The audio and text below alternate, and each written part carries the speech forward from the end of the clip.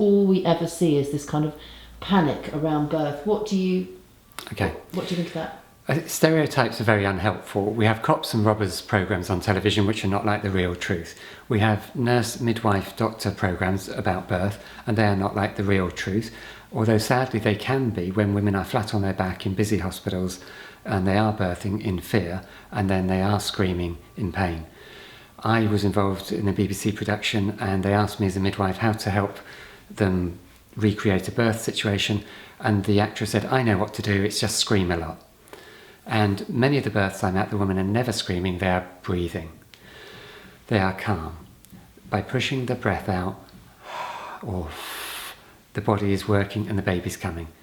And when a woman is in fear and out of control, this is the ones we're seeing on television, stereotyped as screaming women and fear and panic. And somebody, usually a doctor, coming in to rescue the birth, to pull the baby out.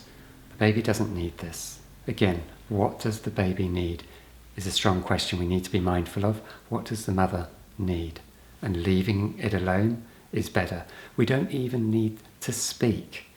Speaking at a birth is an intervention. Asking them any silly questions. Do you know if it's a boy or a girl? Do you have a name?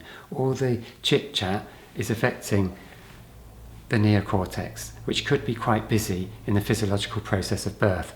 As in lovemaking, we're not coming in asking, what are you going to buy from the shops tomorrow? You know, you're busy in the beautiful process of lovemaking. You're busy in the beautiful process of birthing your baby.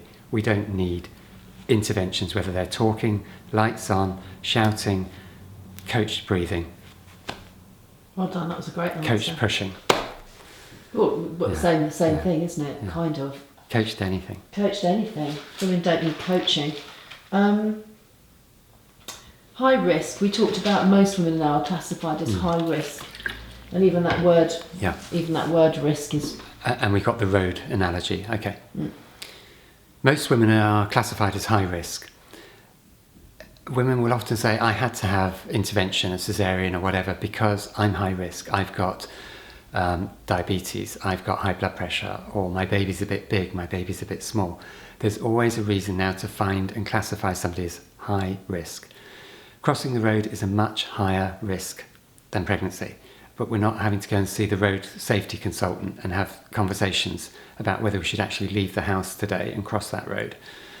It's kind of a ridiculous analogy, but it's more apt than we perhaps think it is. Going anywhere near a hospital, everybody has to be classified high or low risk.